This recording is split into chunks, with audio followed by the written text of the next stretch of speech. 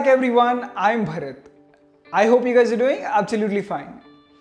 Are you a beginner who is learning to write AWS Glue scripts and do not want to get charged for running it? Or maybe you are someone who wants to test your scripts before deploying them onto AWS Glue jobs and do not want to get charged on it. If your answer is yes, then you're at the right place. In this video, I'll be walking you through how to set up local environment for running your Glue scripts. If that sounds interesting, stick on till the end, and without any further delays, let's get started.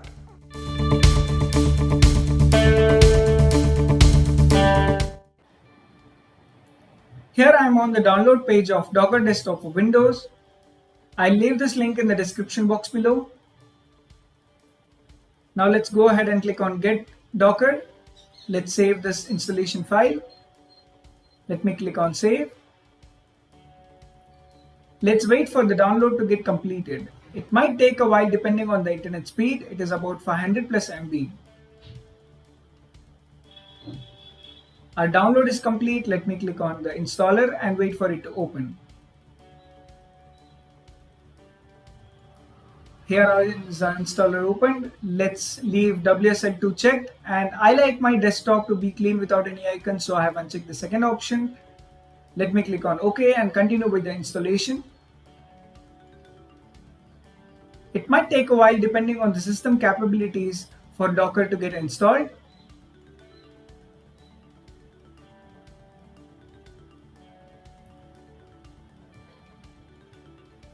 So it is installed. Let's close. Let's go to Start and search for Docker Desktop. Let's click on it. Now we can go to our system tree and see our Docker icon. Let's go ahead and click on it to open our Docker Desktop application. Now it is opened. We can see our Docker engine is starting. You can go to Docker Hub and register yourself and sign in onto your Docker Desktop. Well, this is completely optional. You can see our Docker engine is now running. We don't want to walk through, so let's skip it. Now let's open any of our terminal and check for Docker commands. Here I have PowerShell opened. Let's check for Docker version, Docker ---- version. So we got back our Docker version, so everything is working fine. Now our Docker desktop is completely installed and set up.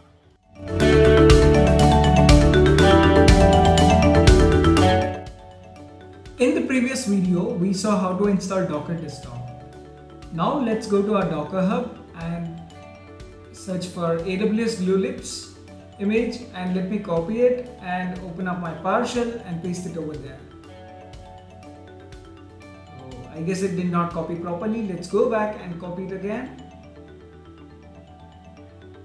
And let's paste it in our PowerShell.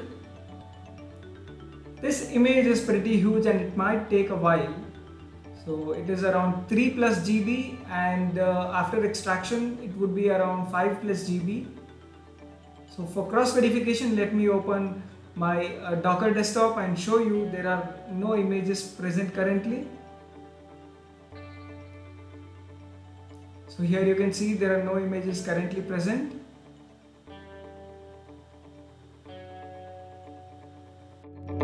One eternity later. Our image is completely pulled right now. So let's open up our Docker desktop and cross verify the same. So here you can see the image, which is around 5 plus GB. So in our next video, we'll be running a container using this image.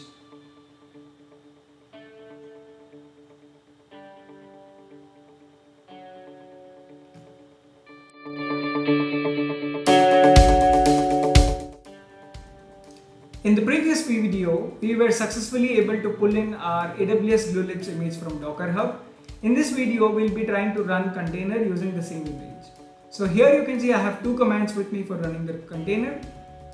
Let me walk you through the first one. So here I have my port 8888 exposed, and I've given the name of the container as glue_Jupyter, and I'm using the same image which we pulled in our last video. And last I have a command for running Jupyter Notebook shell script. So, and in the next command you can see we have our AWS credentials folder specified mounted to the container. So this is if you want to test your Glue scripts connected with AWS services, maybe like S3 bucket or Glue data catalogs, or maybe any other services. So in this video, we'll see how to run our container without any AWS credentials. So let me copy this and paste it in my PowerShell. So let's run it and let's wait for it to create our container.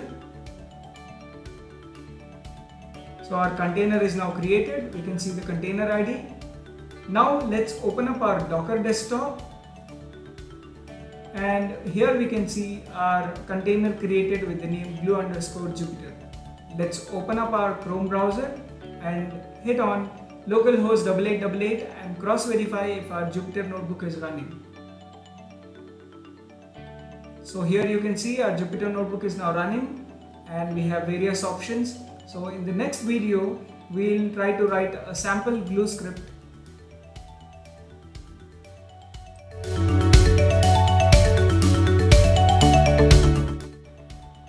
In this video, let's try to create a simple Glue script. I have code snippet with me. Let me paste it over here and run it.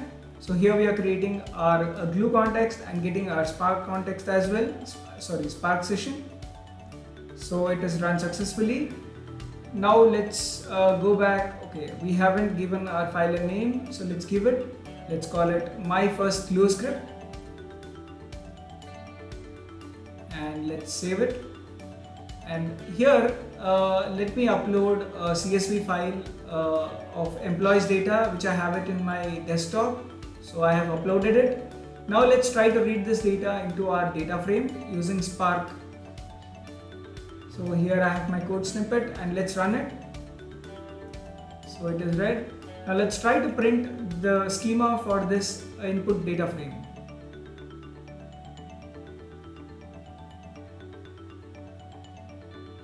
So here you can see the schema of this employees data. Well, you can see there are a lot of columns over here. So for simplification, let's try to select only a few of the columns here. So I will select a couple of columns from this schema. Let's run it. And now let's try to print the schema of it. Here you can see only our selected fields are getting printed. Let's rename it and call it maybe simplified data frame and try to print the schema of the same. And let's rerun those cells. Now let's try to create AWS a dynamic frame which is specific to Glue scripts. So I have my code snippets here. We have run it. So we have created a dynamic frame and we have printed our schema.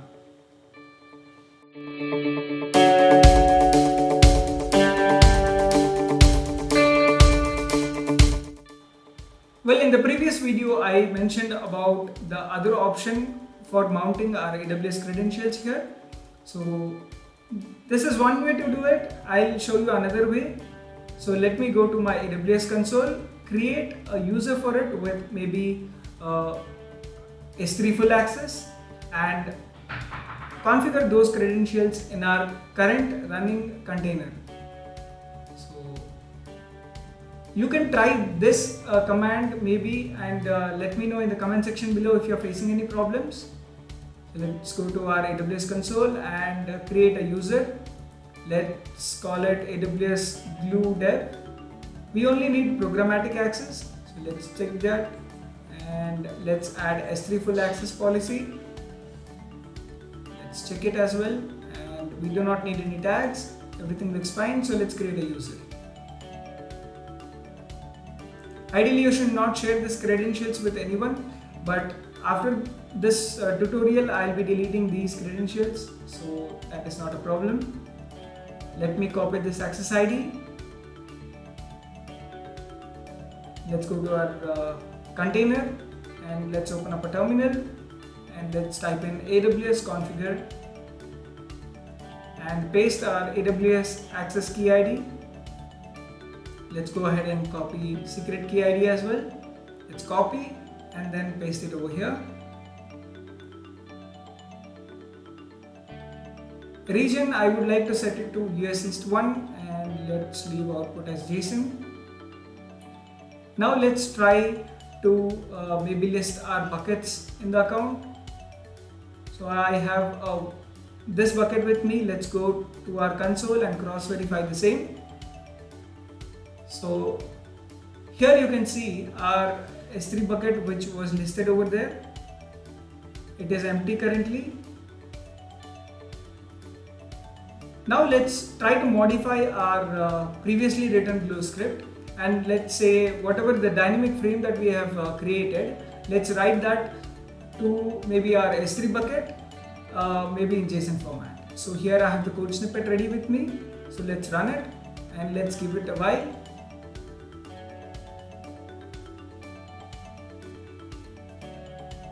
So it says it has written successfully to S3. Let's refresh it. So here you can see the file. Unfortunately, it does not have the extension. So let's download it, and maybe while downloading we can give it a different name and the extension as well. So let's download it with a proper extension. Let's save it and let's open it.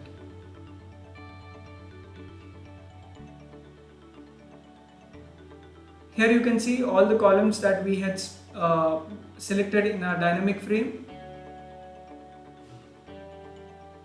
So that is it for this video, guys. If you found this video to be helpful and interesting, hit on the like button, share it with your friends, drop your valuable suggestions and thoughts in the comment section below. For more such interesting technical videos, subscribe to our channel. And don't forget to hit the bell icon so that you'll never miss out any of our latest updates. Thank you for watching. I look forward to meet you guys in the upcoming videos.